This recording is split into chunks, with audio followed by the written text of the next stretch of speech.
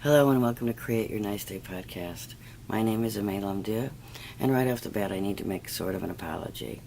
This is intended to be a weekly podcast, but after only 5 shows, life threw me a curve. I do have some stupid ongoing health issues that have yet to be resolved, and I've been dealing with these issues pretty much since my daughter died, which is over 3 years now. I've met with the doctors and had the tests, and now I'm working with the guidance of a specialist. But even though I've been going to the particular office for over a year, I haven't actually met with the doctor. I keep meeting with the nurse practitioner. So 2 months ago, I asked to see the doctor, not the nurse practitioner, and the earliest appointment I could get was January 11th, 2019.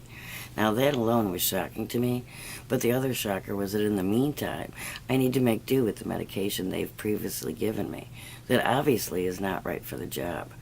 Now, when I do go back to the doctor on the 11th of January, hopefully he'll prescribe something that's a more effective medication. But as a result of my best guesswork when it comes to eating and my medication taking, I was laid up from Monday until Saturday. And I've been playing catch-up ever since. I don't know. Is there anybody else that can relate to that? Because I hate that. I'm a working one-woman show here, like a lot of other women out there.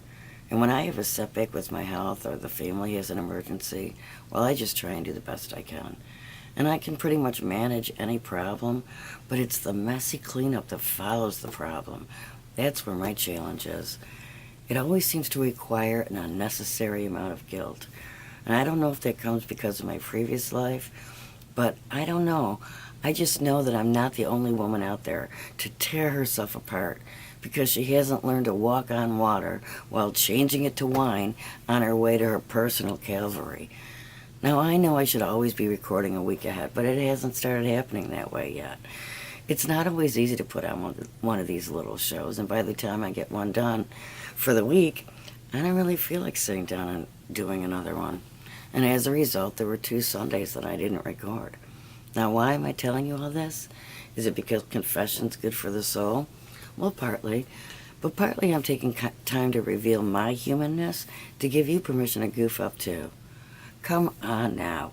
We all know that there's just some days and some times and certain places where the pressure to be perfect can just crush the life out of you. Now, maybe it's my age, or maybe it could be my spiritual condition, or maybe it's just the way I choose to live my life. But I can forgive myself much quicker now than I ever used to before. You know, it's okay for me to mess up, and it's okay for me to disclose that information and talk about it in the information. I can be responsible for that information. Now, does that mean I'm going to start recording a week ahead? No, I highly doubt it. I suppose I could make a show to keep up as backup, or I can come on again and explain how life is for me. And that's the same truth for you. You can just do the best you can, and when you aren't perfect, when your halo slips, just know you're only responsible for explaining how life is for you to those around you. You're not responsible to get it right. You are responsible for sharing both your failures and your successes to those around you who are affected by them. And so that brings me back to, hi, I'm Aimee Lamdieu, and today we're going to be talking about child abuse, otherwise known as parenting. And the reason I'm going to be discussing child abuse and parenting is because it's one of the biggest issues out there. Child abuse and parenting gets a lot of publicity, but it doesn't get a lot of actual discussion. Look, people get better by finding the truth and then finding enough love around them to help them deal with the truth. And guess what? Same is true for child abuse or poor parenting. Child abuse, like a lot of other issues, comes in shades of gray. And what makes things even more confusing is the person on the other end of the abuse is also living in shades of gray. And then, you know what, so are the rest of us. And what I mean is, yes, there are terrible people around who purposely hurt children. And they do so for a variety of reasons, I guess. None of which I suppose I will truly understand. Those people are a freak of nature, and they're not really included in this discussion about child abuse. Because the one part of child abuse that I really want to talk to, the most common form of child abuse, comes from within the family. And that abuse can range from a complete abandonment to complete torture. And that's a huge range to address. So really what I want to talk to you about is the terrible stories that you remember from your childhood. The ones that hurt you and the ones that still may be hurting you. And I want to tell you what to do about dealing with the past child abuse. And then what to do if you are currently a child being abused. The steps are all similar, and they always are. To kick this discussion off, I think we need to look for the real reason for child abuse. And that, my friend, is parenting. Screw Webster, and let's take a look at what we believe parenting is. I think most would agree. We all feel a parent should be people, always rational, enjoyable, nurturing togetherness. Parent. P, people. A, always. R, rational. E, enjoyable. N, nurturing. T, togetherness. But do you know what a parent actually is? A parent is people already entertaining no time. Again, you know what a parent really is?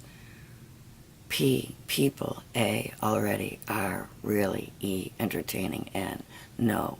T, time. So here's the thing.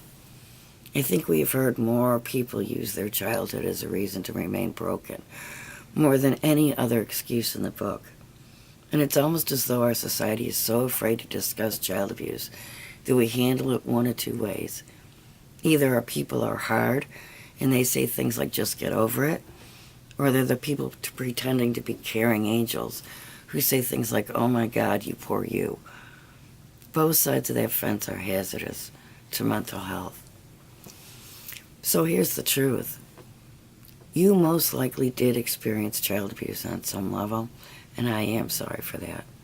And there is nothing that I can say or do, nothing, nor is there anything anyone can say or do, nothing, that will heal the pain that you experienced as a child. And it was as though a part of your fabric was cut away, and it's gone for good. But there is good news. There is a way out of that pain. And that is facing it and accepting it. And that's where we lose like half the people. Because most of the sufferers I know are willing to openly discuss what happened to them. Their problem seems to be in their inability to accept their abusers as mean. And so therefore they can't seem to accept the abuse. Let me tell you something. Abuse doesn't have to be intentional to be abuse. And abuse doesn't have to be understood to be real. I truly believe that anyone can recover from childhood abuse, but we also need to recognize the fact that everyone seems to have some family issue or childhood skeleton. You might be afraid of people to find out that your family is a mess, but guess what? Most families are a bit messy. And here's why. There's a great televangelist, her name's Joyce Myers, and she talks, and in one of her lectures she was saying that it's really easy to be spiritual when you're home alone. But it gets a little bit more difficult when the kids show up. And I think parenting, it's like the same principle. I think if you took most parents, 98% of them, and put them alone in a room with a child, with none of the pressures that come with being an adult, they would excel as parents. But when you add things like mortgage payments and car repairs and club memberships and scholarships and drive-thrus and work and YWCA, parenting becomes a lot more difficult. Anyone can balance a book on their head, but only a parent is stupid enough to try that tap dancing. And we all do. We all do the best we can. And so did your parents. And so did you. And I'll tell you what, if all of us gave up feeling guilty and throwing blame, can you imagine the kind of life we all could have? They messed up. I messed up. I wish I, and the people said, amen. Amen, amen, amen. No one is off the hook, but everyone needs to get down off the cross. But maybe you're going to need a little help getting down.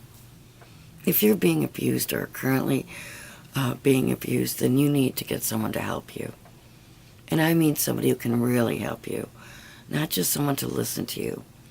You do not need your best friend and a bottle to help you out of this issue. This issue requires professional help, which is a fancy way of saying just get a counselor.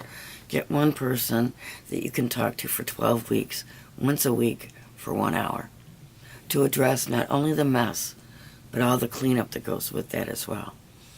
If you're a student, go to the guidance office and request to see the school counselor.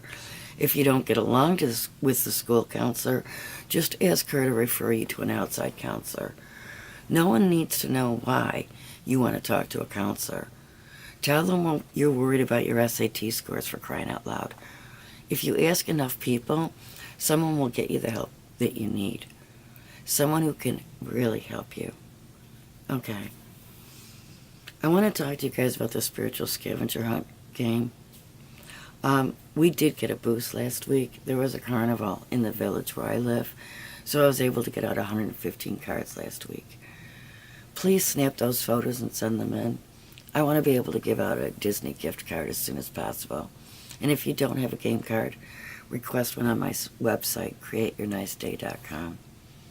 Thank you very much for watching, and the next show will be up in just a few days. Thank you. And remember, create your nice day.